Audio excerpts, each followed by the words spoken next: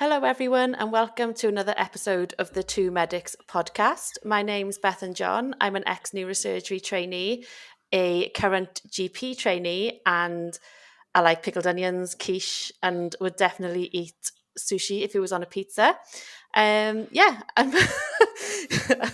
my partner in crime today is... Shaking her head in disgust at sushi on pizza. No, bad take. I actually disagree with everything you just said. You always do. You always do. Introduce yourself anyway. Sorry. That's more important. I'm Neena Jar. I am a GP with a special interest in emergency care. Although I probably do more mummying than doctoring, to be perfectly honest. Doctoring is on the side. Important question though, Neena. Do you like cream eggs? No, they suck. I always eat like the chocolate around. Chocolate shouldn't have goo in it, like white goo in it. It looks like bird poo. It tastes like tastes like bird poo. Looks like bird poo. Eat the chocolate and then dispose of the goo. No, the reason why I'm not surprised that you've said that. You look the type that would not know something that's kind of good like if it hits you in the face. Yeah, I was surprised that there was a lot of people on Med Twitter before Easter kind of dissing cream eggs, and I had an inclination that you would would be one of them as well. I have to get something out there though. I have to state the truth that Coke Zero is better than Diet Coke. I'm sorry, Okay, I just had to get my piece in there. That's one thing we can agree on, definitely. Coke Zero is better than Diet Coke, and cream eggs can get in the bin. First bit was going so well. Okay. Should we finish up there then, Neena? Is that it? Should we just shut it down? Perfect. Oh no, I've got something else to say. Continue. We have a birthday girl in our midst, Miss Bethan John. You turned 2, so it's a happy birthday. Gee, thanks. Do you feel more wise? Yeah, of course. I'm like the wisest person you'll ever meet. Well, it's all relative. Relative to me, actually, maybe. But no, you're definitely not the wisest. I feel considerably older. My joints ache. My eyesight's going. It's a blast. Like, I love getting older. It's total blast. But more congratulations, though, to everyone. There was so many lovely posts this week, wasn't there, about people passing finals, about people getting ST3 numbers. Huge congratulations. I actually feel really proud because you really get invested with everyone and their job.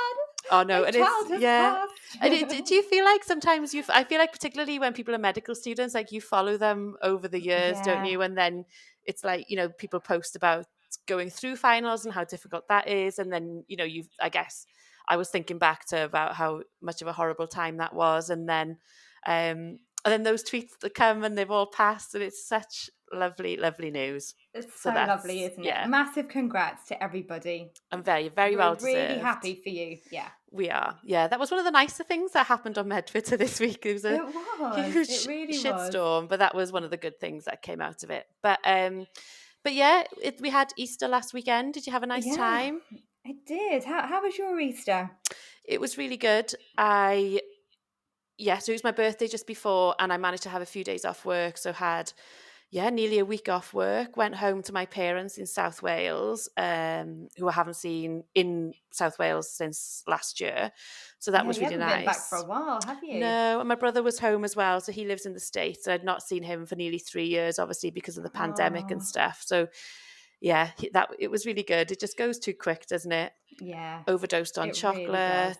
Really, it was just, I don't know how I've not turned into like a chocolate egg this year more than most. I've had that's post watershed content. But did you have a good time though? Because you went on holidays, didn't you? Were you in Morocco? Yeah, I was in Morocco, which was really nice actually. I mean, we were lucky to get to do it. We just found a really good deal, so we just kind of booked it more spur of the moment. Why not? It was really nice because now the kids are a bit older. They're 8 and 5, so we could actually travel properly like the way we wanted to. Yeah. So they went trekking, hiking, and so they did the full work. So really good. Awesome. So, how was your flight? Was there no cardiac arrests? No, no one bringing out their guitars and breaking into contemporary Christian music? Oh my goodness! Did you see that? Oh my god, that was horrendous. I don't know what I would do. I think I would have just sung along, to be honest. Yeah, you totally Still music at the end of the night.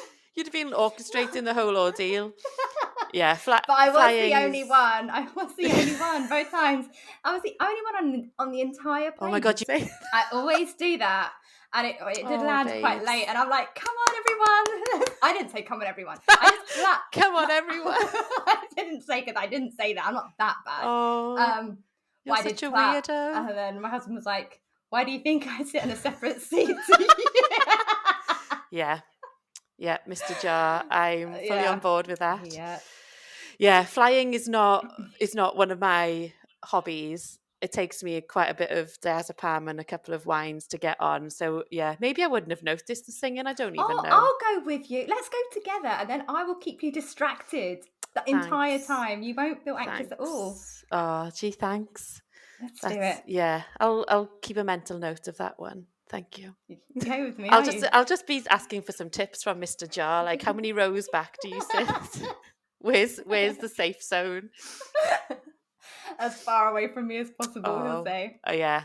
No, I love you really. Of course I'd let you sit next to me. No, you wouldn't. I would just ask for more diazepam. She's unconscious. No, she's just in a very deep sleep. Just a very, very deep sleep. But so we were the lucky ones who didn't have to work. We were very lucky. Weekend. Yeah, but, we were very, very lucky.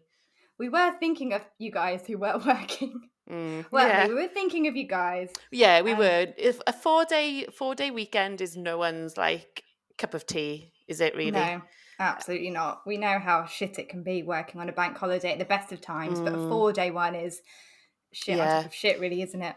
And if you didn't work the bank holiday, you then have that dread. I don't know if you had it if you've returned to work yet, but no, I'm still on your leave. Well, I did have that dread. To be fair, Tuesday's my day off anyway, so I went back to work on Wednesday, and I've only done like a 3-day week, and it's just been mayhem. It's everything that I was dreading and more. So it's nice to see that it's come through for me. But with my work patterns, I never usually work the day after the bank holidays, but I was the on-call doctor always before the bank holiday. So you're trying to get everything sorted out for like 4 days time, which is just it's not ideal. It's not ideal, is it? But there was a tweet from Ruby, who which her Twitter handle is at Ruby Mughal 2. And she was working at 111 over the weekend, and she tweeted that workload at 111 is insurmountable. If you're waiting for a prescription, I'm working solo and doing my best. The queue is pages long, no extra cover. Have we created a need that never existed, or are we making sure it cannot be met? I can't tell anymore. Which, I felt that. I really felt that one. That sounded horrible. I mean, I've worked for 111. Yeah, I was going to say I still do some shifts for them occasionally. What are they like? They're not the best, I have to say. They're not the best. So they have different ways of working. So it's like a visiting shift or base shift, or it sounds like what she was doing was the phone triage shifts, and you go in and it's just. I used to work on it wasn't last year, but I think I worked the year before over the Christmas. The Christmas perineum period, as you call it, and it's terrifying. It is terrifying to see those pages and pages and pages of patients that require a call back that haven't been called back. Not terrifying as the clinician, because you only work at your own pace, and there's a kind of a group of you chipping away at the same list. But you think from a patient's perspective, or oh my gosh, if I was to get sick, or my family was to get sick, where they're not going to be able to get the help that they need. That was 2 years ago, so who knows what it's like now, but it must be significantly worse. And it's just a mix of everything. So you have real emergencies that sometimes haven't been triaged appropriately, and people are actually quite sick. Yeah. Right at the extreme, where you have the most simple things that sometimes aren't even truly medical, that shouldn't be on the list, but they are. And how do you can't tell people to go away, can you? Like, it's not. And I think that's where Ruby's comment about have we created a need that never existed and it was some interesting responses to kind of the tweet, and it was saying that, does 111 stop people from engaging their common sense, because there's just this automatic reflex that, you can ring up and someone will deal with your problem for you, or I think someone else called it a portal for the worried well. But like you say, there's just that, it sounds like there's that huge like variety from one extreme to the next. So, it's obviously it's vital for some people, isn't it? The thing is, I don't blame patients at all, because the worried well, they have a worry that sometimes it's Yeah, easy for there's a us to say the reason. worried well, Yeah. because we know that issue is not medically concerning, but the patient may not know that they're like a bit of arm pain or that little bruise they may have they don't know necessarily that we shouldn't have those expectations on patients. Yeah, you're right. Yeah.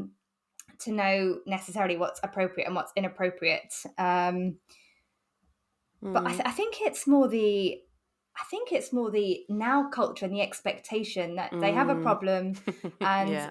they want it sorted out now. That almost like that Amazon click culture. Yeah.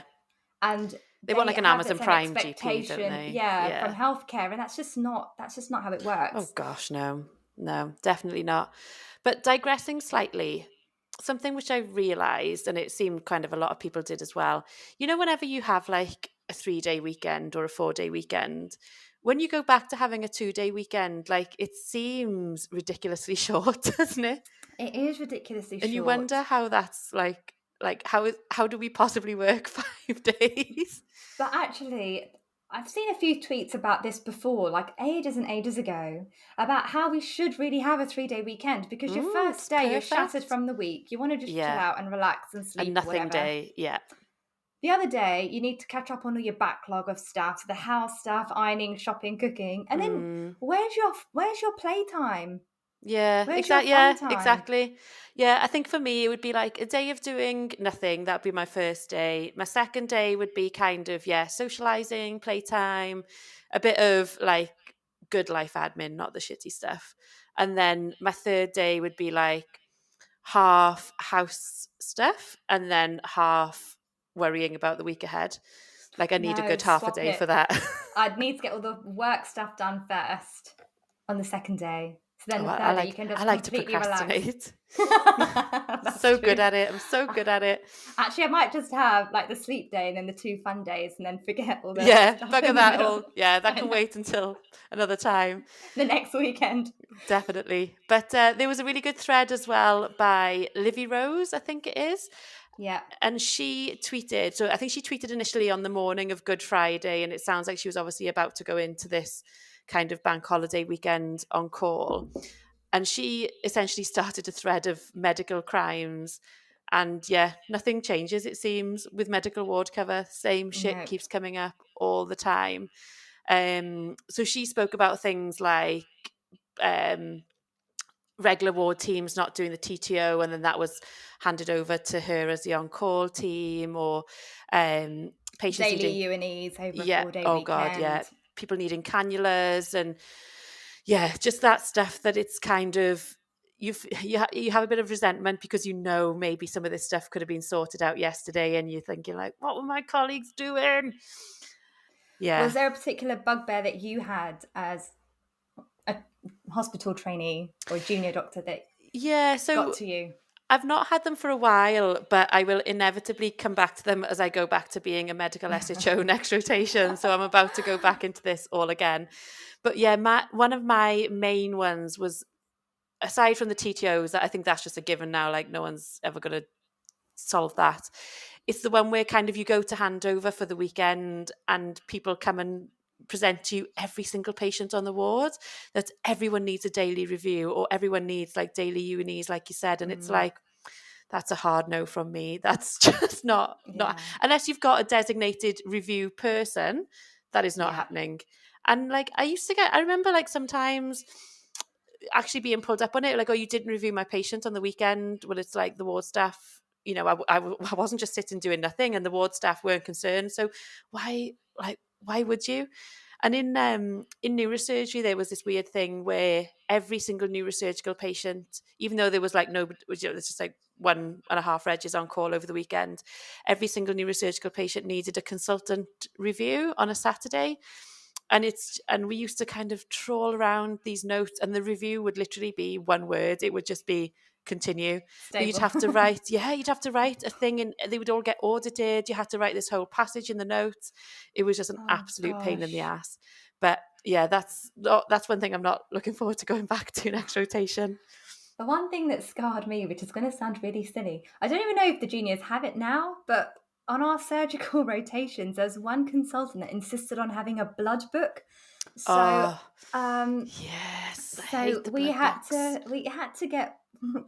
chase the blood results, and we had to write it in 3 places. So he wanted all the blood results written out physically in the patient notes. Yeah. Just in case he wanted to come in on a weekend and glance at the notes.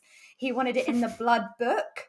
So just in case, so we had to write down every single patient's bloods every day in a blood book. This is so triggering right now. In case he came in and just wanted to glance at the bloods, and then they had to be a different colour if they were abnormal, or circled red, and all the ones that were abnormal. Gosh. And then he also wanted it written on the so on your ward round notes, like electronically.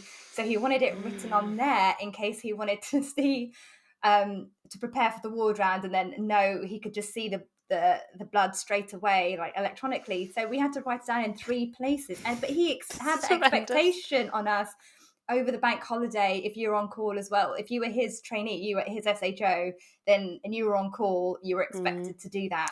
For the bank holiday. Do you know what? There was no give and take. It was was what had to be done. When I was like an SHO or an F1 like 8 to 9 years ago, I would do that shit. But like now, I'm like, just try me. Like, just try me. I didn't question it at any point. I didn't know I could question it. I don't think I have that kind of. I don't have that in me to do anymore. So that's, I think being an SHO again is going to be very interesting, and I am not ready for it, but let's move on. Let's move on. Let's move on. Because I don't know why, normally I feel like this stuff comes around July time, you know, that whole hashtag tips for new docs or tips for new doctors. It seemed to come around like really very early. What are we in, April? April. So this was a tweet by Jack Barton. His Twitter handle is @JackBarton07. And he put #MedTwitter. I am amalgamating advice for new FY1s or /2s on tips, tricks, and advice on how to perform an effective medical take clerking. If you have any bugbears or key advice, please share. I'll put together as a document, and it will be shared as part of an informal MTB lecture. I think Sean Monahan tweeted something similar as well. I think they were completely unrelated. But yeah, his Twitter handle @Dr. Sean Mon, M-O-N, tweeted something again, I think asking for advice for FY1s and FY2s. And I think there were some like actually decent pieces of advice on there, which is fine, but that's not good content for the podcast. No, it's we want the nitty-gritty stuff. We want the annoying stuff. But yeah, there was, and I don't think this was kind of related to that, but there was a tweet by a nursing colleague, wasn't there, who was going on about her nursing intuition. Right, so, let's talk about this tweet.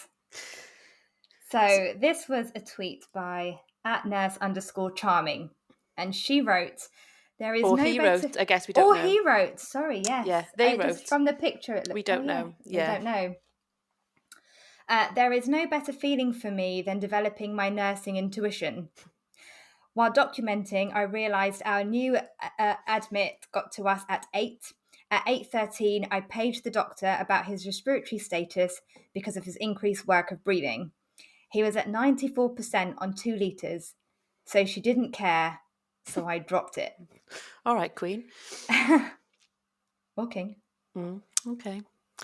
Yeah, it's a bold statement, that, isn't it? Like, yeah, the doctor didn't care, and it's like, yeah, and you dropped it. Like, that's if you can't, say or bring across a point to someone to allow them to kind of reprioritize their list or their jobs list or whatever. That's not their fault.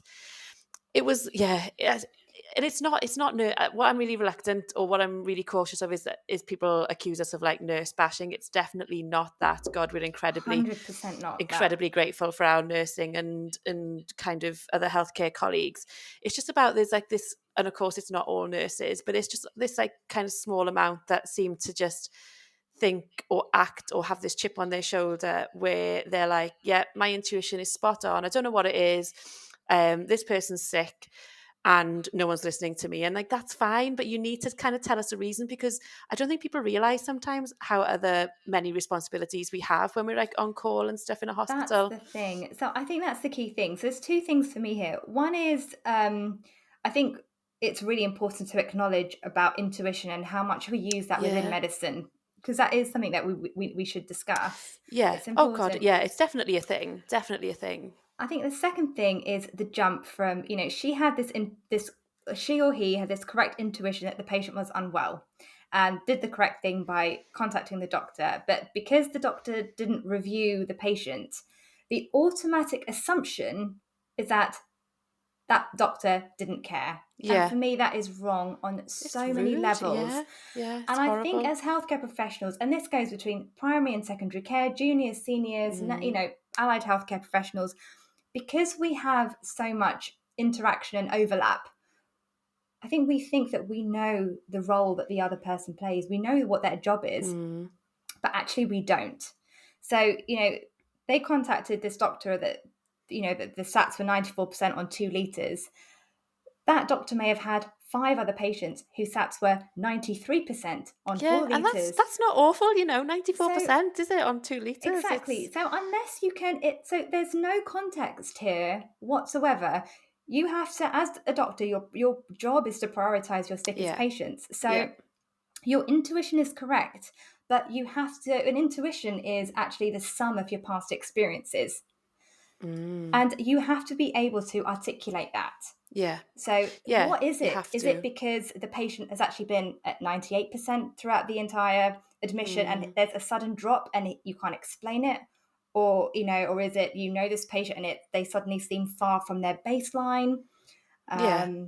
You have to be able to explain that. That's part of your job, isn't it? Like that's part of being a good clinician or a good nurse or a good HCA, is being able to actually explain or trying to explain what your rationale is. You might be wrong. God, there's loads of times I've been wrong, but it's like, I'm worried because, not that because, oh, this person's going down, I don't know why. And Coyote's response was really good. I think he quote tweeted this original tweet, and I won't read it all, but he said something like, the shade is subtle or thinly veiled, but it's very obvious to me. I'm very junior in my career, so I might be talking utter nonsense, but Coyote, you're talking complete sense. Nothing what you say is nonsense. Complete sense. But if I received this bleep, I'd be concerned, but not necessarily concerned immediately. SAT of 94% on 2 litres isn't great, but what's the patient's normal? Are they usually on O2, increased work of breathing, etc.? If your intuition is telling you something, you need to give me a reason to drop other urgent tasks I may be doing to come and see this patient. I despise threads like this because it perpetuates this idea that doctors simply don't care, which isn't fair. There are many hours between 8 p.m. and 1 a.m. What happened in that time? She didn't care is such an unnecessary, targeted and or clumsy choice of words. Just because you can't physically see me doesn't mean I'm playing ping pong in the mess, which is, it's... And it's very presumptuous. Why would that be your automatic conclusion, that the doctor doesn't care? Shouldn't your automatic conclusion be, oh, they have patients who are more sick than this patient something's going on. It's not, I don't know, it's just, every time this comes up, I just feel completely deflated. But I quite liked Tharusha's response to this, who very, very, very openly said that he admitted that he trusts everyone's gut feelings, except for his own, owing to bad IBS. That's fair. And do you know what? I thought that was a massively underrated tweet, and it only got 22 likes. I would have liked that 1,000 times if I could. Do you know what? I'll like it now for you, Bethan. Oh, 23. There you go. 23 likes. Sarusha, man, get the IBS sorted. It's not good. It's not good. There's things we can do now. Well, if it's things we interfering can with try. your gut intuition, that could be the key point in saving a patient's life. So sort your IBS out. I used to kind of get like the opposite sometimes. And I think Zach tweeted something along the same lines about he had a patient and that, he was worried about them, then went back to them and they were sitting up eating ice cream. But it used to happen to me quite a lot on neurosurgery where a patient would like drop their GCS. I'd be on call and I'd be like, something's wrong here. Like I need to find out what it is. And I'd kind of get the outreach team involved and stuff. And then we'd end up organising like an urgent CT scan with a GCS of 5. By the time we transferred, that's a fair reason to have an intuition that something's wrong. By the time we transferred to CT, they'd be like GCS 15, hopping onto the scan bed, and it's like, cool, my intuition was wrong. This is actually not a bad thing. I'm glad they're awake now. I think you had someone with a GCS of 5. I think you were perfectly. Yeah, but like neuropatients are weird, man. Neuropatients are weird. True. But we were talking earlier about you mentioned kind of in GP about kind of using your intuition and stuff. Yeah. I hadn't actually realised how much I used my intuition until I had medical students sitting in with me. And sometimes it's not even tangible. You can't explain it until you actually really think about it. I guess it's like second nature to you now, isn't it, when you're this far into your career and stuff? But it's, like I said, it's a sum of your past experiences. So it's kind of, it's almost pattern recognition that you're doing. But yeah, you rely on your intuition when someone walks into a room straight away, because as a GP, you need to like make a decision very rapidly about, is this patient firstly well or unwell? And you can tell that as soon as they walk in, particularly with young children or older patients, of making that decision quite quickly. I think even just knowing your patients, so you in GP, you have a relationship with patients for quite a long time, and sometimes you see them when they're well, a lot of the time. So it's knowing actually they're far from their baseline. Something's not quite right with them, and it may not fit into your little tick criteria for your referrals, but you can tell something's wrong with them. See, I haven't articulated that very well at all. No, but I guess that just proves our point as well. But it's because you have, but you do. It's not just this like sixth sense that you have. There's like a genuine reasoning to it, isn't it? But like you say, it's your past experiences.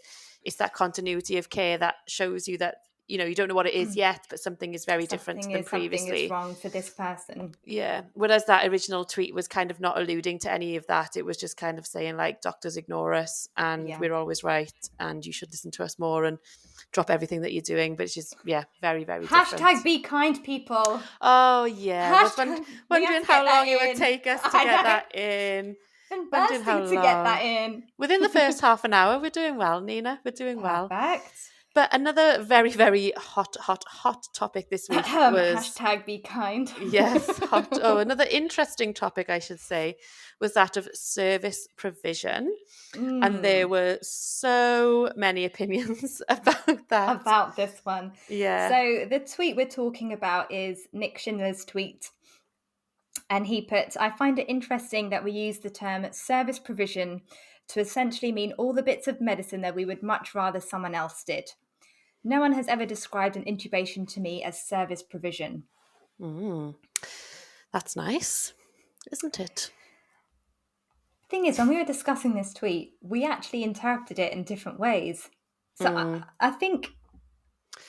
I don't know if this is my pessimistic, cynical personality, but I interpreted that as a bit of shade. And I'm struggling to kind of say exactly why, but I don't know. I think it was the fact that it was like the fact that service provision was like in 66.99s and that it was a bit like, the bits of medicine that we kind of insinuating that we just don't want to do them. And I think there is something to that. But I think it just felt like it was negating the argument of what a lot of us as trainees, I think, feel service provision is and how that takes away from training and how that can implicate, on your ARCB, your progression, because you might get pulled into doing things that we might call service provision that are obviously important. And we're not saying that we're above any of this, but at the expense of training, it then becomes problematic. Whereas I think you initially interpreted it as like more positive, wasn't it?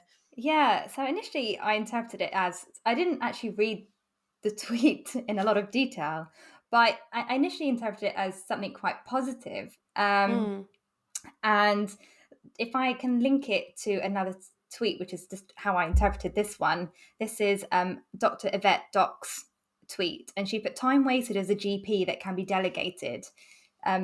DWP/DVLA forms, re-referrals, completing insurance forms, letters for expediting appointments or for school and uni. So I interpreted the tweet as initially actually kind of using our resources effectively. Like, should we be doing like service provision? Should we be allocating those jobs to someone else so that we can free up? So it just make, when you have a team and you try and see the benefits of one of the key things about team working is identifying people's strengths and weaknesses and making sure you're allocating the right tasks to the right people. But the one thing I think with this tweet that I found a little bit difficult was his line about the bits of medicine that we would much rather someone else did, because that's the way that's worded makes it sound That's like what I didn't like.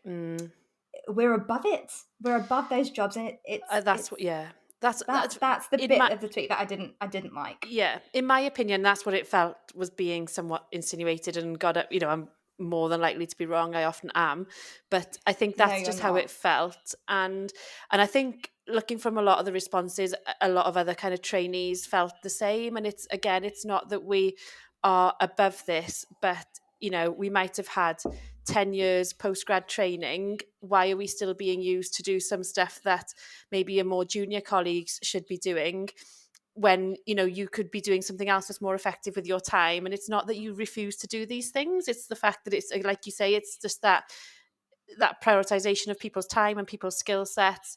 But I think a big part of it for me is just that insinuation that people don't want to do it. Like, it's like say it's below them, but it's a huge implication for things like training and stuff. And it made me think of, so before I was a neurosurgery trainee, I worked as like a trust grade SHO, like locum in a neurosurgery.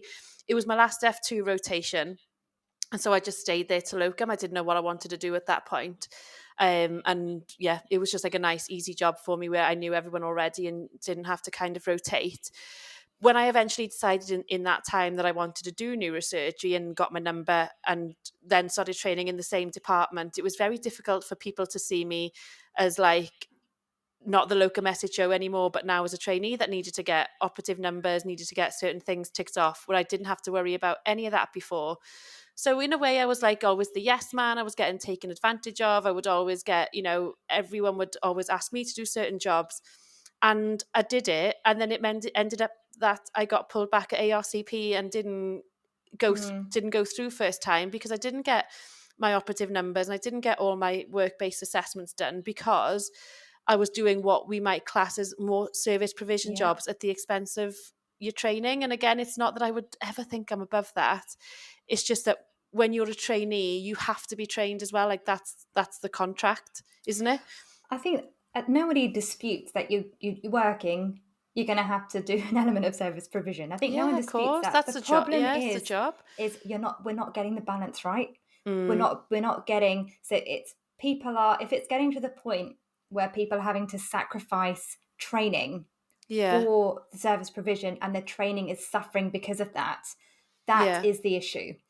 And absolutely. At the moment, with the NHS being so understaffed, if you're having to do the job of two doctors, you're doing your service provision part, their service provision part. So it's going to have a massive impact on training, and that's your future career. Well, that's it, because we'll then be expected to be the registrars, the consultants, the GPs in years to come. But we're not going to be as prepared as potentially like you could be, isn't it? And I think, excuse me, I've got a frog in my throat. But just you expect seniors to have some awareness of that, I think. And it's just kind of a bit deflating when it's potentially insinuated that, well, we just don't want to do it. And it's not that. Like, don't get me wrong, sometimes you don't want to fill in a DVLA form or whatever, but you do it because you know that you should, and it's, you know, professional to do so. But it just doesn't boil down to, yeah, I don't want to do that today. It's never that simple. And to make it sound that simple, just got a little bee in my bonnet about it. Buzz. Have you ever been given a job that you thought, this is entirely not my job to do? Yeah, probably. I think the main one used to be for me in neurosurgery was doing kind of all the DOLS assessments, like the deprivation of liberty assessments and capacity assessments and things. And it used to be like this unwritten rule that only doctors could do them, whereas it was not doctors that were trained on this. It was like the other, maybe nursing and allied healthcare staff. So I used to just get my bee in a bonnet about that as well, because I was like, I just don't know what I'm doing here on this legal paperwork. But suddenly it's like, because we're rotating through and you're permanent staff, it's very easy just to dump all that stuff on the ward doctors. So stuff like that used to really annoy me because I never felt like I was trained for it. But there's just this like thing, isn't it, that if you're the doctor or the junior doctor, you can do it. It's your job. Yeah. You do everything. Yeah. What about yourself? Yeah, I've had one. Oh, go on. Please tell. So, yeah, this was last year. This was last year. I was on call. I had a really crappy day. So it's like 8:00 in the evening, and the cleaners had come in, and then one of the cleaners is in the waiting room. All our doors were open, and then she just shouts out, "Oh, Dr. Jar, come here quick!" And I'm like, "Oh crap!" Like someone's just walked into the surgery and that like collapsed. But yeah, passed out. And I like ran out my room. I'm like, "Oh my god, what's going on? What's going on?" She goes, "Look, there's an ant's nest." I'm like, what? Right? I'm like, are you just telling me because you want me to look at the ants? Like, are they doing something cool? Like, I don't know, are they in a line? Shimmying sugar cubes along or something. And then she goes, "Are you going to sort it out?" I'm like, "Oh, I don't know." I thought, I kind of looked at her and said, are you going to sort it out? And she goes, "But it's on the resus trolley. So because it's over the medical equipment, so should it come under the doctor's job?" I'm like, "Oh, I don't think so. I think you're probably more skilled in taking out the ant's nest than I am." And she goes, "But I'm not skilled in dealing with resus equipment." I said, "I know." But what? You're not asking them to defibrillate the ants, or? Well, I hope not. We did it together in the end because it was quicker to it's just quicker to do that. It's that classic, isn't it?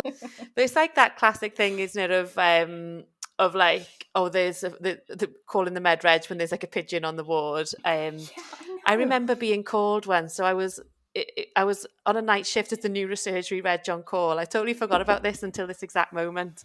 And I remember getting a bleep from the site manager, and I was in theatre and I was like, "I can't take it right now. You have to pass on a message." And the bleep was to tell me that some robbers had just crashed into the front of the hospital with a Jeep. Are you joking? No, deadly serious. They tried to steal our cash machine that was outside the front door. So they wrapped like this like belt around it and then tried to drive off. And it snapped, and obviously they escaped, but all the front of the hospital was smashed in. What did they want you to do? I know, and I was just like, "Oh, right." But is that you just called security? Why? I'm just gonna carry on operating now if that's okay with you. Like, that's really cool. Thanks for that. So I was just like, maybe I'm probably not the first port of call to answer. Maybe like all the managers on call is probably your best bet. I'm just going to do my little burr hole now, if that's okay. Oh, that is hilarious. I totally forgot about it. I think I'd probably block that out of my mind. Don't really want to be reminded of that one. Yeah, interesting. It's interesting. One of the most interesting night shifts I'd had, actually.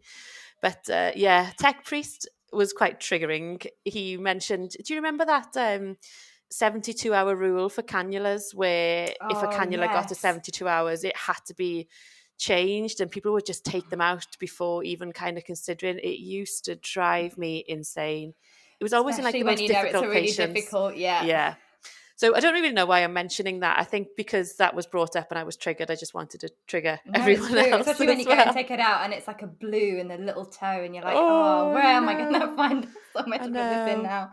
Yeah, really, really frustrating rule. One of those things, isn't it, that's just you're told to do, and I'm not even sure there's that much evidence for it, but I'm sure somebody will explain to us. But you can't question the protocol. If it's in the protocol, then you just put your common sense to one side. That's the law. You just follow the book.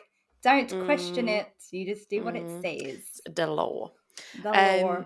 And yeah, I thought Dr. Joseph Hartland made a good point as well. They tweeted, "Fascinates me to see consultants and seniors saying, I thought it would have improved since my day. No, it's significantly worse. Surely that's obvious. That level of ignorance is surely willful." And we had a bit of a discussion about this, didn't we? We did, because I actually put my hands up to this. I'll be honest. Because no, it's true. It's true. I'm going to be honest, because like the last 6 months, I've been locuming, and the practice that I'm working in is a non-training practice. So I don't get trainees coming in, I don't get students coming in, and then my shifts in urgent treatment centre or A&E, we don't actually have, well, the bit where I'm in, I don't really have any students or interactions with trainees in the GP bit. So I really wouldn't know what it's like for students and junior doctors. And that's one of the reasons that I love Twitter, because if it wasn't for that, I really wouldn't know how bad it is at the moment for junior doctors. I really wouldn't. But you engage with that, and that's, I think, obviously that's like a really positive thing, isn't it? I think it's some seniors that completely kind of shut their eyes to it all and make no attempt or, to even read what's going on. I think that's what's just quite demoralizing sometimes. And it's, I think sometimes I wonder like what happens once you've got like your CCT, because it's like, I've worked with consultants in hospitals who would not believe what it was like, and they were working with trainees kind of every day, you do in any hospital. And it's like, are you so scarred that you kind of get to CCT and you just want to forget about all that stuff, which I can understand. But I think to acknowledge how crap it is extremely validating for us that are still kind of trainees and things. And I think it means a lot more than what people would imagine. It's that solidarity, isn't it? Yeah, absolutely. I think especially from a senior, it makes a big difference. Absolutely. Was there much solidarity with GPs this week, or are we still GP bashing as per? Well, the thing is, as people know, we've got loads of free time in GPs. We sit around not doing very much, and supposedly we should be helping doing ward rounds in hospitals. In our spare time. It's obviously copious amounts of it. So this was, I haven't actually read the article in detail. Have you read it? But the Pulse article about GPs giving up their spare time to review discharges. Essentially that's what they wanted. It was to GPs to join ward rounds again, I'll say, in their spare time. And it specifically in the article, I think it was in Nottingham this was happening, and it was specifically to identify patients that could be discharged at this struggling hospital. But that's not what the problem is it? Like, no, there's plenty of people to discharge people to say they are medically fit or medically optimized. It's the destinations. It's so frustrating how the point can be missed. The Constantly. Point isn't, who is fit for discharge. It's where is everyone going to frigging go? I know. We know they're fit for discharge. Where are they going to frigging go? Yeah, we can at least get them to a point where they are fit for discharge. Exactly. It's everything after that. Absolutely. If you erode social care entirely, and there's no space in the care homes, and there's no, where are they going to go? So fix that issue, and please leave us alone. Please. Next, we'll be opening our houses into like these mini residential homes and like bringing home patients and stuff. The GPs must nominate a patient every day to bring back to their house. We could like foster them, yeah. God, I dread to think oh my gosh, no. I dread to think the poor souls. Oh gosh, trying to be at home with my two monsters, my two kids. Can you imagine? That'd be a good recovery, good rehab. That would be very good rehab. I wouldn't mind checking into that one. Come stay with me. Oh yeah, and then we'll all fly together on a plane. That would be It'd lovely. be fun. We'll all clap when it lands. I'm only messing. You'd have to clap with me. You know I'd make you do that. Yeah, I'd be drugged enough to just go along with whatever. I Absolutely. Say. But yeah, it's this whole thing again, isn't it? That we're working part-time and oh God, it just really pees me off. I think the problem with part-time work is it's how when you talk about GPs working part-time, you look at how many sessions they're doing, and a session is classed as like 4 hours or 4 hours and 10 minutes. So if someone's working like 2 sessions a day, it's technically on paper it's 8 hours and 20 minutes. Sounds like the best joke I've ever heard. Yeah. But if that's not the reality of the hours. Of course it's not. And we're not talking about the odd time when there's a patient who's sick or there's someone who's off sick and then, you're taking on a bit of work on that day. We're talking about something that's consistent, that's regular, it's now so normal. It's the norm. It's the norm now. It's so frequent, it's become the norm. So you're looking at, if you're doing an 8-hour day, there's no such thing as an 8-hour day in GP. Of course there's not, of course. So it ends up being a 12-hour, 14-hour day, but those hours aren't counted. So firstly, part-time work is actually full-time work in hours. And secondly, I don't think it's anyone's beeswax if we're working part-time. Which other job do people get like hounded if they're working part-time? I'm an adult. I'm a grown person. I'm not a child. You're not, you can't tell me what to do with my work-life balance. Exactly. People have to work part-time for lots of different reasons. That is no one's beeswax. Like just... Dr. Steve Taylor, made that exact point and said that, a GP working 3 days in clinic, so effectively 6 sessions, will actually end up working more like 40 hours. That's 3 days, which is essentially a full-time job. Yeah. And there was this absolute cretin that I can't remember who it was, but someone who I think classes themselves as a doctor on Twitter. And I'm a less than full-time trainee. I do 80%. And he made some comment about something and said that the NHS would run smoother if all these lazy less than full-time trainees would pull their weight. I just blocked that person. I didn't even... Oh God, I just want to say some really naughty words, but... I do as well. When we leave this... We'll just have like a little 10 minutes of like effing and blinding just to get all the frustration We'll try and out. be as good as we can whilst we're recording. Yes, we will. But pop your halo on. Yeah, back to being all angel-like. But Mark Steggles, again, another great tweet. He said, blaming GPs for difficulties accessing them, saying they're lazy, overpaid, closed, hiding. They're to blame for long A&E waits and saying they should do more, funnily enough, makes the problem worse. It makes them leave. Yeah. Now, this isn't just theoretical. This is a huger issue than we give it credit for. And I think because it's so repetitive and it's said on loop that people become numb to it. But actually, it's a real problem. And there was a survey recently done by MDDUS. And they found that 3 in 4 GPs have faced rising abuse or aggression from patients over the past year. And as a consequence of that, half plan to retire early or quit the profession completely. Wow. Now, this is this is going to have massive implications for the coming years. But I'm not really seeing any leadership that are significant, that are actually addressing this issue seriously. No one cares. No one cares. They are out to destroy us. As with many other people, I'm convinced it's just all about taking it down. It's depressing. I don't know what to say about it. I tweet about this issue loads, and I've just kind of... It's exhausting because even if you try and raise the issue, you try and say in a neutral way, even in a factual way without emotion, the amount of trolling and abuse that you get. And that's from the public. Say it.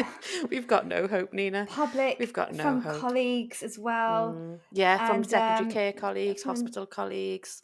And actually you get to a point where you can't even talk about it anymore because it's not worth all the backlash. So but Of course it's not. I feel like it's all very reliant on individual GPs, like myself, Salva, Simon, Sean, like, we're all like trying to like address these issues like, on an individual basis, but you actually need someone like the Royal College maybe, or someone who we're paying loads of money to actually bloody stand up for us. It shouldn't be the job of individual GPs. They should be the leaders that are taking a stand on this, but they're just not at all, and it's incredibly frustrating and I'm pissed off, actually. It's an understatement. That's an understatement. But talking about RCGP, we know we like the parody RCGP account, and they tweeted a good response and said, if you can't get a ticket to see Ed Sheeran, do you think he's actually just sitting in an empty stadium playing with Lego? If you're sitting waiting to see a doctor in A&E, do you assume that they're playing poker rather than seeing patients? And people don't, do they? So why is it like this with GPs? I wouldn't mind a game of Snap. Block out a clinic slot, little game of Snap. It's because it's hidden. It's because it's not seen. So when I'm in A&E and patients are waiting for hours to get seen, and I always say, well, I'm sorry for the wait, or thank you for waiting. They'll always say, or almost always, that's okay. I can see how busy you are. And that's the key thing. I can see how busy you are. Yeah. Whereas in GP, when you have to wait like weeks for an appointment, you're the person to blame. Or if they can't even get through on the phone, like, I waited 45 minutes to get through on the phone. I'm like, well, why do you think that's the case? Yeah. We haven't just put you on hold for 45 minutes. The reason it's taking so long is because we've got so many patients who are calling. The reason you can't get an appointment for 4 weeks is because there are so many patients trying to get an appointment. But because it's hidden, people can't see it, and to have use that very to push their own agenda. People believe it. If you say a lie enough times, it becomes the truth. And people believe what they want to believe. They want to believe all this drama and this conspiracy. Well, they need someone to blame. Shit, and of course they do. Blame. No, it's true. It's true. But going from one really light-hearted topic to another, doctors' pay came up again this week, didn't it? It did indeed. And I think it's like that, like the hashtag tips for new docs, something that you can rely on cropping up in a repeated cycle is this comparison of junior doctors' pay to physician assistants' pay. And I guess it's not for us to get into the exact nitty gritty of this. It's not the point of this podcast, and it's not for us to do that. But I think it's safe to say that when this argument is used, it's not that people are asking for PAs to be paid less or for nurses to be paid less. It's more that we're asking for junior doctors to be paid a fair pay. And I think that the tweet that garnered a lot of attention this past week was, I think it was FY doctor's basic salary is £10,000 per annum lower than the starting salary for a physician assistant, and that the basic salaries only align once a doctor reaches CT1 level. So you can see why people get upset about that then, can't you? Because you finish uni after 6 years and you're the most junior person in the hospital, but have a heck of a lot of responsibility. So you can see why people get upset. I don't see why we can't just pay people for the job they're doing at the moment. And I hate this argument that we can get away with paying you a lower wage, because that's what it is. It's about getting away with it. Yeah, of course it is. We can get away with it because in 10 years' time, when you've passed this many exams or jumped through this many hoops, then you will get the pay, you will get an increase in your pay, or the pay you deserve in that many years' time. Yeah. And why can't we just pay people? And honestly, Bethan, like I say, we've probably talked about this almost every time we've done a podcast. Probably, yeah. And I remember my trainer telling me when I was my GP trainer telling me, if a patient keeps repeating themselves in a consultation, or they keep coming back on repeated consultations and repeating what they're saying, it's because they feel they're not being heard, or they are not being heard. And it's the same issue here. The reason we're talking about it is because we're trying to raise the issue. We're all trying to raise the issue. Nothing is happening. Nothing is changing. But also nothing is happening because there are people within our profession that are actively opposing pay uplifts. And we'll talk a bit more about the BMA junior doctors motion about pay in a quick second. But there are people who oppose these motions. And how can you negotiate effectively when your profession is divided? Like, you can't, can you? Because there's always going to be someone, more than a few people disagreeing, essentially, which other people are probably quite comfy, quite well off for money, and probably never had to struggle for it, if I may make that assumption. I make that assumption. It's all about number one, isn't it? If you're sorted, then why would you fight for someone else? And it's I this hate that attitude. Yeah, it's really horrible. It's really kind of, again, condescending to people's experiences that are maybe more junior, more kind of not as well off, come from poorer backgrounds, who, it's tough enough for those people anyway, isn't it, within medicine? But when we're not all on the same page for stuff like this, it's just, it's really weird. And Ivy's tweet went viral this week, and I don't know how anyone within or without our profession can disagree with this. But Ivy tweeted, and she said, "I get paid £15.70 an hour. I think Ivy's F2. I'm expected to lead the cardiac arrest team for my clinical area. My current monthly taxable pay is less than that of an SHO 20 years ago. Considering level of responsibility that is required of me, I think I deserve more than £15.70 an hour." Of course she does. That's the key thing, isn't it? The level of responsibility that is required of me. So that risk that you're carrying every day, that is worthy of being paid adequately for doing your job. Of course it is. Like you say, no matter what you're expected to earn in 10, 15, 20 years' time, get paid for what you're doing now.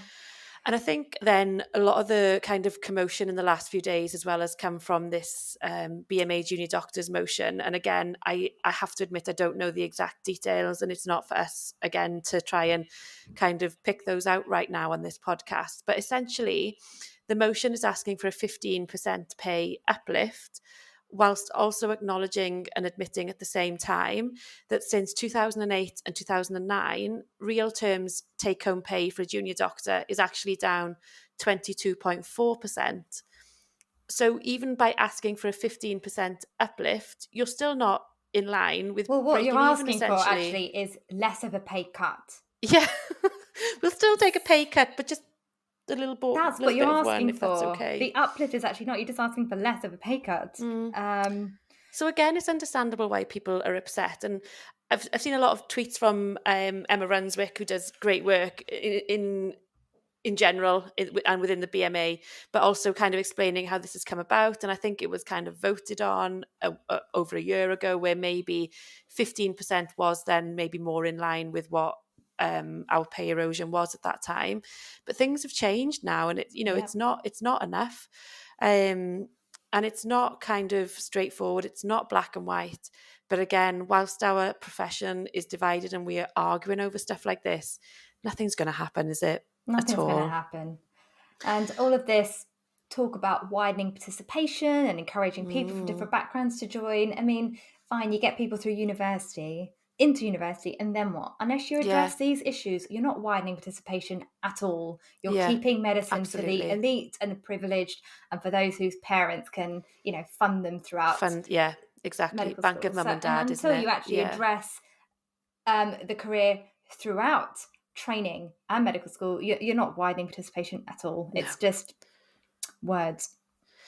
And Ben Ivory, whose Twitter handle @BenoIvory, made a good point, and he said, "I truly believe that my generation is the last for whom medicine is a financially worthwhile career. The effort to reward ratio simply doesn't stack up anymore. Medicine risks becoming the domain only of those whose parents can afford to bankroll their training," which basically what essentially what we said. And I know we've discussed on previous podcasts about kind of whether you would recommend the career to younger people and students and stuff. But when I was thinking about doing medicine, I genuinely didn't know any of this shit, and I didn't understand that I'd be getting credit cards out to pay for exams. I'd be putting myself in debt. I And it's remember at just, school, they actually sold it as the career that you'll have financial stability. I thought, that was And definitely one of the reasons why I went into it. I Was come from a background where, growing up, I didn't have that financial stability. same. And so it was really, that part of choosing that career was really reassuring, actually. They said, once you become a doctor, you won't struggle. Yeah, you'd be comfortable. Exactly. But yeah, it's not I don't the know. truth. It's like you not say, the it's truth. not true widening participation, really, is it? Not at And all. aside from constant pay erosion, there are, of course, other difficulties affecting incoming FY1s, and I think it's really important for us to be aware To of acknowledge this. that. So Yeah. particularly the people who have been in their final year or foundation years during the pandemic. So this was a tweet by Laura, whose Twitter handle is at Dr_Laura W. And she put, as one of the final year medical students starting F1 this year, I thought it might be good to clarify some things about our cohort. Those graduating this year have had 3 years of COVID disrupting our learning. I'm so excited to start work, but I'm going in with my eyes open. And I'd really recommend having a look at this thread, because I think she really breaks down really well about all the different aspects that the pandemic has impacted in her training. Absolutely, yes. She's talked about how there was like so much uncertainty whilst they were in medical school. They were still paying £9,000 a year for this, not knowing, everything stopped for a bit and not knowing how it would continue. Everything's up in the air, like clinics, teaching, ward rounds. It keeps getting cancelled and changed more now. There's really mixed quality of online teaching, which we hear quite a lot as well. And so for those coming into FY1 now, they've had an incredibly different experience to what we would have had in training. Yeah. And, I think Laura said she feels prepared, but then there's other incoming FY1s, and Bella Ruschetti has tweeted as well and said, I don't actually feel prepared. And again, you can totally understand that. And her point went on to say that I think, we need to acknowledge it rather than the tendency being like it normally is to reassure people, tell them it's going to be okay, because it probably will be, but that's not going to help now. And it's that toxic positivity, that forced positivity thing again, isn't it? I think in a way, it shuts people down, like it silences people. If you're saying that it's going to be okay, it's almost like you don't need to keep talking about your concerns and your worries because it's going to be okay. And I'm sure some people do it because they truly believe it's going to be okay and they try to be reassuring and well-meaning. I also think some people do it because they can't really handle the discomfort of talking about the issue. So it's easier to just say, actually, if it's going to be okay, it's going to be okay. And it's a false reassurance rather than a genuine one. But even with genuine reassurance, it's still, I think sometimes it doesn't land right when that person has gone through an incredibly tough time, like in this situation, for example. It's reassuring. You just want that validation, don't you? Yeah, you want the validation of like this is crap. Like, it shouldn't have been like this for you. I'm so sorry. What do you need? Just let us know. How can we help? Yeah. Exactly. And another problem that's blighted a current FY1 this week was the plight of female doctors not being recognised as such. Which drew a lot of responses. It was more the responses to this were absolutely. I really felt the original tweet, though. I really did feel the original tweet. I think the original tweet is something we can all relate to. So this was a tweet by Pariza Hussein. I'm sorry if I've said your name incorrectly. And she put #MedTwitter need some advice. I've been working as an F1 for almost 9 months, and so many patients, relatives, and staff think that I am a nurse /HCA in hospital due to my gender and height. I always have to correct them. I wear scrubs and a stethoscope. What more can I do? And later on, she writes about how she wears like this big lanyard saying doctor and a badge saying doctor. Like she couldn't do anything more to show that she is in fact a doctor. A doctor, So I don't think. I think the surprising thing about this, well, unsurprising thing about this thread was some of the absolutely awful responses to it. all from a certain phenotype. White men. Thank God a man came to share their manly views, because where would we be without them? Oh my God. There was one character who, I don't know, I can't even be bothered to name them, but he said... Prof. David Evans, OBE. I'm going to name him because I'm really I was actually going to go with the other the other one. Oh, we've got two. We have two villains today. But the first one who was saying like, oh, no offense, which is... too late, offence already taken. But I had to look up what an F1 was. Patients rarely know or care what someone's title is, just whether you do a good job or not. Maybe the need for status is your issue. Oh, fuck off. As a patient, the need for good, kind care is mine. So this guy is a retired healthcare worker. Thank goodness for that. But like, how can they not appreciate that there is this need for people to be known as their roles? I'm going to mention this shitty response too, because then we can just talk about both of them at the same time. We can just lament this men. Is why Professor David Evans, OBE, that's his title, all his titles in there. Yeah, absolutely. And he wrote, feel honoured. No tar. Feel honoured they think you might be a nurse or a HCA, because they are great members of the multidisciplinary team too.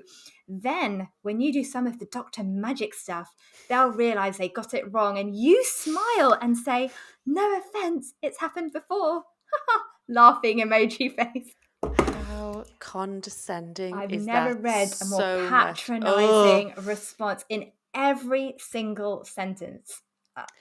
It was good to see so many people calling them out, but why do people have these views in the first place? They are so far removed from their sexism is so ingrained. Yeah, it's so ingrained that they genuinely can't see it. No, and they think you should be thankful. I know. It's where not to start. It's not that we're offended, is it? We're not offended by being called a nurse or a HCA. That itself is not offending. I think that's what people are getting wrong, because that's another avenue of attack, wasn't it? Like, why is it so bad to be called a nurse? It's not that. It's not that at all. And ICM wrote this. There's a Twitter. The Twitter handle is at ICM_JD, and they summarise this perfectly. I really like their response. And they put, it's like staff calling you by the wrong name constantly, even though it's clearly written on the badge. Female doctors shouldn't be constantly assumed to be a nurse. It's deeply rooted sexism. Patients need to know exactly who a doctor and a nurse is to avoid complaints and confusion. And it's not about being mistaken for a nurse. That's not the issue. It's about that. It's the assumption that you can't be a doctor because you're a woman or a woman of colour. Absolutely. Absolutely. And we've all had those complaints as well, haven't we, where patients swear blind they've not been seen by a doctor for days. But lo and behold, the doctor, who's a female, have been seeing them on the ward round every single bloody day. Yeah. But no, because it's a female, oh no, I haven't been seen by the doctor. These people even complain to pals. You then have a pal's complaint to deal with. It's just like, and how can it even get that far when your name is in the notes every day reviewing a patient?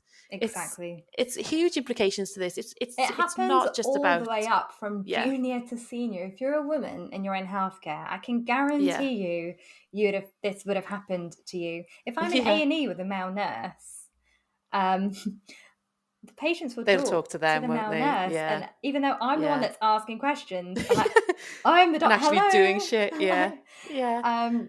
When I was, my first F1 job was on like a ventilation weaning, like a respiratory HDU type ward, and she was a female patient as well, and it just reminds me of that time, because so I was doing her blood gases every day, I was on the ward round every day, and weeks into the admission, she went to one of the sisters and said, "Why are you letting the receptionist do all these blood tests on me?" And then, so I asked her about it, and I said, I've introduced myself many times as a doctor, and she was just, "Oh no, I just thought that you were the receptionist and they were letting you have a go." She was completely compass mentis. It's all these subconscious biases that we're fed throughout, our childhood. Even if you look at TV programs, movies, it's all like male doctors. So it's like drip thread throughout. Twitter gonna Twitter though, hey? Twitter always. gonna Twitter. Always. And we wanted to move on next to this post about promoting your specialty to your juniors, but I think after what we've discussed so far, it's incredibly difficult to promote any of this to junior colleagues. Oh it's my just God, like, get out while you can. Get out, save yourselves. Yeah, save yourselves. But yeah, Rosie Barua was referring to an item in the BMJ about how should one promote their specialty to their juniors. And yeah, I don't know anymore after everything we've discussed. No, so she put, in ICM, it's all too often gender specific. Women by default get you'll need to think about how you'll balance it with family life, even though their dependents may not even exist yet, and or they have no desire to reproduce. I mean, did you? I mean, I definitely got that. Yeah, neurosurgery I definitely got that. Yeah, was very similar. So in neurosurgery, when I got my training number, some of the more senior male trainees would actually try and tell me horror stories, and this was vile. They used to point out the more senior female trainees that we had at the time, and they'd be like, look at her, she's not, she still hasn't CCT'd, you don't want that, you don't want to be her. The reason why she's like this is because she's had a child. And I was just like, what? And then another registrar came to me once I got my ST1 number and said, before you get to ST3, you need to go off, you need to have all your children. And I was like, mate, like, I'm single, and how do you even know that's my plan? He was like, that's, it's going to hinder you. If you're going to have children after ST3, why bother? And I just thought, like, how far removed is this shit? I just remember, because I really struggled picking a specialty because my heart was in peds. I always wanted to do peds. And then it was just, sometimes it can be one person who says something that puts you off. Yeah. And it was this male registrar, he came up to me and he said, I think they'd had a really hard time with their rotas. And he goes, our consultant is, it has to stay on site now. We're going to have to, they were moving to the consultants being resident on call as well. And he goes, you've just got to think about this. He goes, because how would you feel as a mother leaving your children behind to us? And actually, I'd never thought about it that way before. And it did affect me because I didn't know if I wanted to make that, if I could cope with making that sacrifice. And he was genuinely trying to do it in a way that was, he kept saying, I don't need to make a mistake. Like, I want you to do something that you're going to be happy with. But, that's weird. Imagine leaving your kids behind. Would you, if you can say you're going to do that? And I'm like, I can't, I don't know. It's not his place to even suggest that though, is it? Like, yeah.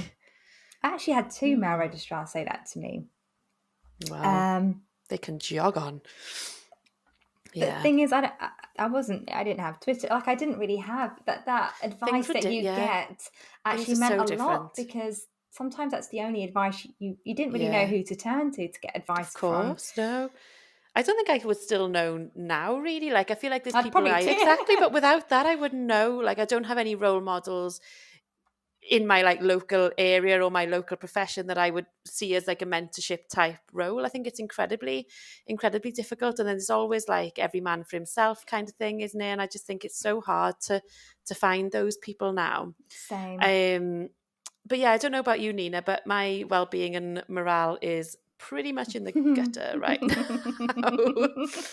And there was actually quite a good tweet from US Med Twitter this week, and it said, calling all Med Twitter residents, what are some initiatives and or events that your program sponsors that actually increases your wellness? I would love to hear about successful ideas. And I think this just really caught my eye because in the NHS, it's very, very different. Like, what do we get? Mandatory. It was quite eye-opening, actually, reading some of the responses on now, wasn't it? Yeah. We are very far removed from So there was one reply talking about a hospital. Well, there was actually a few replies talking about a hospital concierge service. I don't know how those words even go together in the same sentence. Hospital and concierge. But yeah, so they were talking about things like they had this concierge team. I keep saying concierge. I don't know which one it is. Anyway, you get the picture. We get you. And it was like, so they were they were mailing packages for them. They would go to like the post office for them. They were doing their bloody dry cleaning. Essentially like a personal assistant. I want what that. the heck? I want one of those.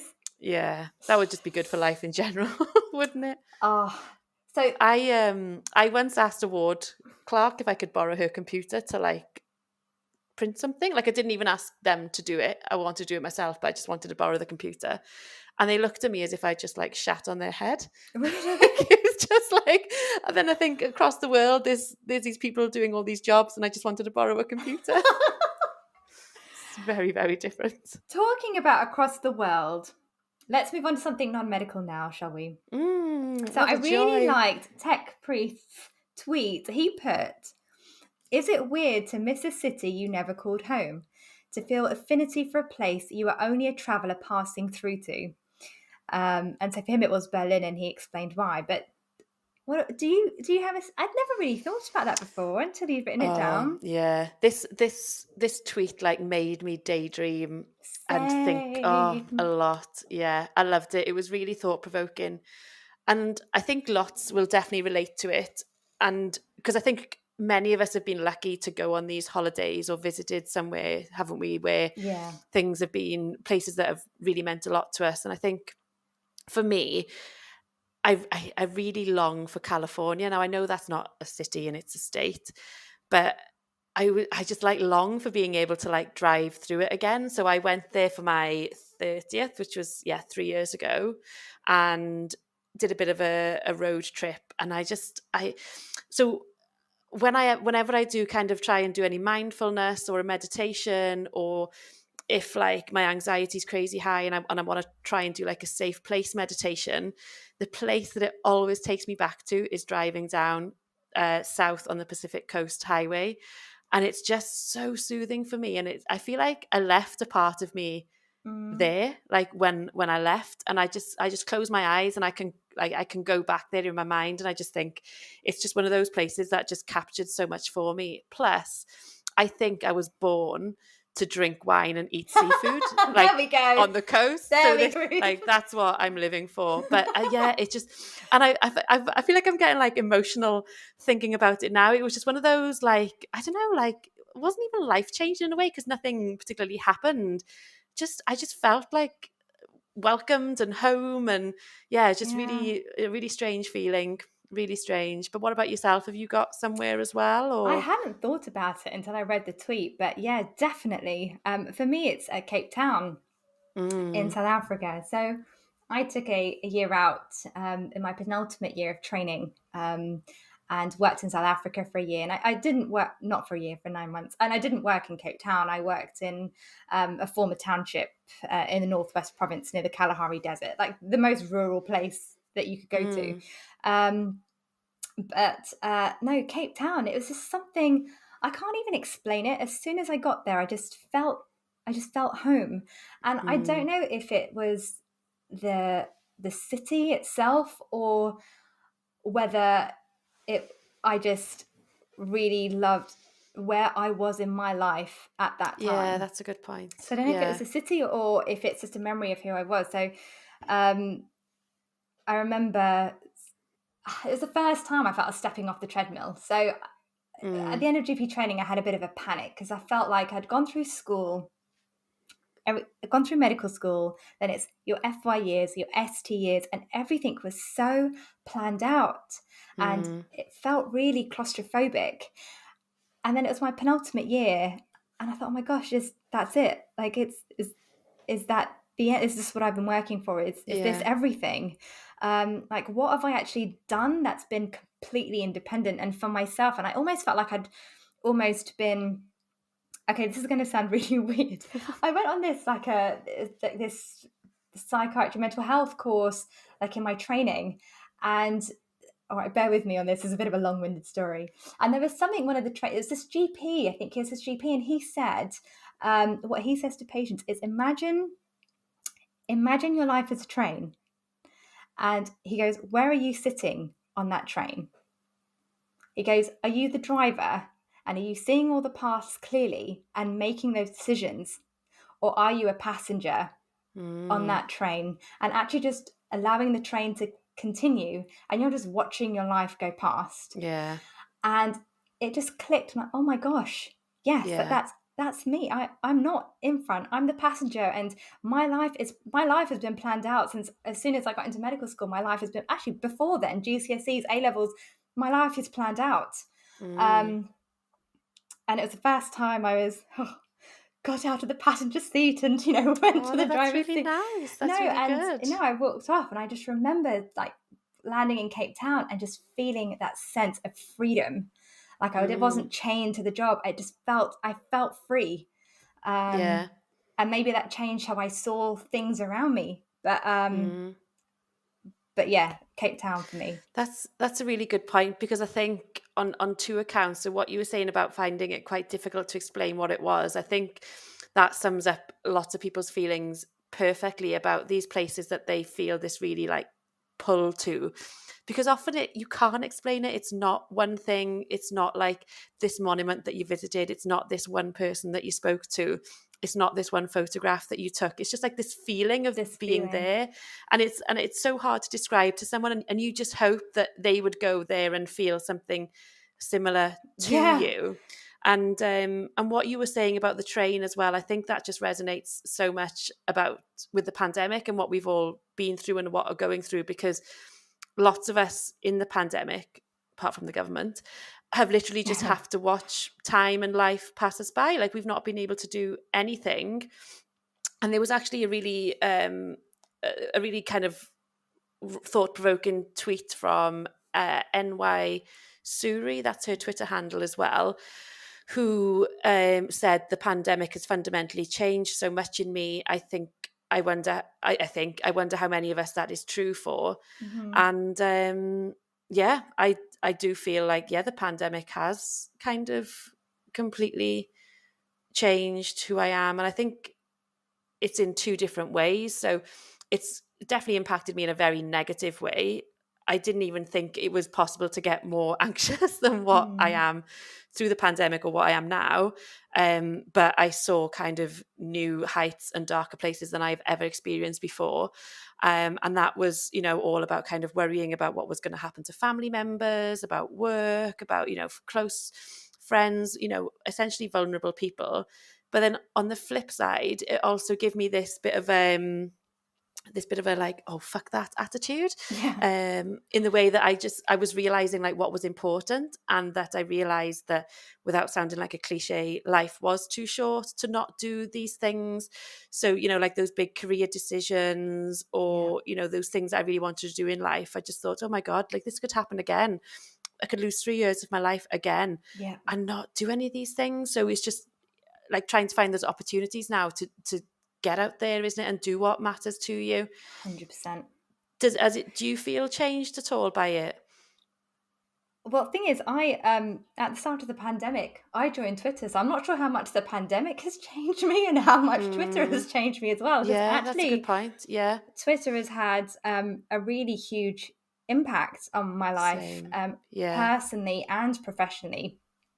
A lot of the professional opportunities that I've had and connections that I've made have only been through Twitter. It's been like a eye opener for me. And then the personal connections that I've made. And can I talk about Bella's tweet? Yeah. Oh gosh, of course. Yeah. There was a really lovely tweet. This is my favourite tweet of the week, I have to say. Yeah, I really like this. By Bella Rochetti again. And she put, at the risk of sounding lame, I've just realised something that I've never thought of before. Twitter is one of the very few ways I have found it easy to make friends as an adult. And I think that's great. I mean, we met through Twitter. People know that, our relationship is through Twitter. And it's a friendship that I really, really value in my life, and it's not Twitter dependent now. Obviously, it's you're the person that I call when I'm upset, or if I'm going through something. You're the person who I call. I think it's fair to say that we probably would never have met if it wasn't through Twitter, because I can't see how our paths would ever have crossed. Like, we wouldn't, because we live so far away from each other. So absolutely. We wouldn't. And it's really special. And I think, similar to you, I joined Twitter like over 10 years ago and didn't really understand it. And it was only in the pandemic that I was living alone, having an incredibly difficult time, and was really craving connection, and went back onto it and found this wonderful community and you know, I met people like you and Dr. Mayjay, and obviously we don't call her Dr. Mayjay. But yeah, like, and all these like wonderful relationships, and you know, obviously then getting to know Tharusha and Imran and having this opportunity. And it's just like, I don't know, I think it's very hard to describe to people again who haven't experienced it. And there is sometimes this connotation of like, oh, you met friends on the internet. I've got no bloody shame. No, I love it. same. Absolutely love it. I don't think I could have even coped professionally without the connections I'd made on Twitter. So like Simon Hodes, Selva, Shan Hussein, Iron Pat, like all of those people, I genuinely, I have learned so much from. I'm so grateful to them, but also the professional support that they have given me for no benefit really of their own. You know, that's just the mark of a really truly good person, isn't it? That's really good. Yeah, it is. And I think that's probably a really good thing to end on there, isn't it? And we just wanted to mention as well, we wanted to wish Shan and Ben Lovell to get well soon, because from Twitter, we've obviously seen that they're going through some health things at the moment. So we really do wish you well. Obviously, they've been previous guests on the podcast, and they're two people that we've got a lot of respect and admiration for. So yeah, we really do wish you both well. We do indeed. And is that it then, love? Is that it? Are we done? We're done. Awesome. We're done. So yeah, I'm I guess feeling really like mushy. I don't know, me too. It's been quite an emotional ending to this podcast. We really do care about, you know, you make connections and you genuinely really care about everyone. So absolutely. And congratulations again for everything that everyone's achieved. And raising our glass to friends. I'll raise a pen. Whoop. Yes, thank you so much for listening to us once again. Commiserations if you were expecting Tharusha and someone we're sorry else. About that. You got us instead. But yeah, normal service shall resume very, very soon. Will do. Okay. Indeed. Thanks everyone. Take care. Bye. Bye.